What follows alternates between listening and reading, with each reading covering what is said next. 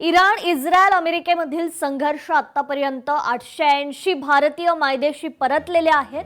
Armenia, Azerbaijan मार्ग हा जीवनवाहिनी ठरलाय. भारतानं अर्मेनिया, अझरबैजान या मार्गानं 880 भारतीयांची आतापर्यंत सुटका केलेली आहे.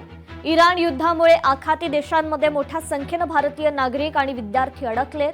दूतावास त्यांच्या सुरक्षेची खात्री करण्याकरता पावलं उचलत असून सूचनाही जारी करण्यात आल्या. तथापि युद्धामुळे अनेक देशांनी आपली हवाई हद्द पूर्णपणे बंद केल्यामुळे त्यांचा मायदेशी परतण्याच्या प्रक्रियेत मात्र अडथळा येतोय.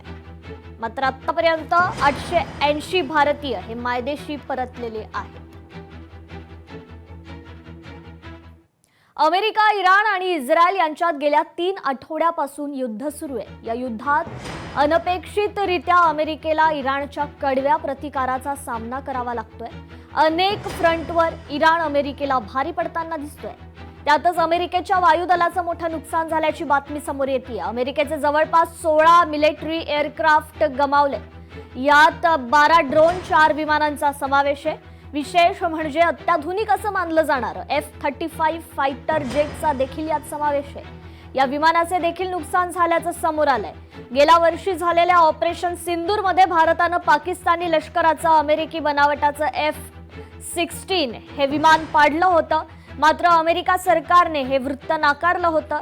आता इराण युद्धात अमेरिकेचं अत्याधुनिक विमान पडल्याची बातमी समोर आल्यानंतर डोनाल्ड ट्रम्प काय उत्तर देणार याकडे सर्वांचं लक्ष आहे. अमेरिकेच्या वायुदलाला सर्वाधिक फटका हा ड्रोनच्या बाबतीत बसलाय. अमेरिकेचे जवळपास 12 MQ-9 रिपर ड्रोन पाडण्यात आलेले आहेत. हे ड्रोन इराण आणि पश्चिम आशियातील इतर शत्रू राष्ट्रांमध्ये सातत्यानं वापरली जात आहेत.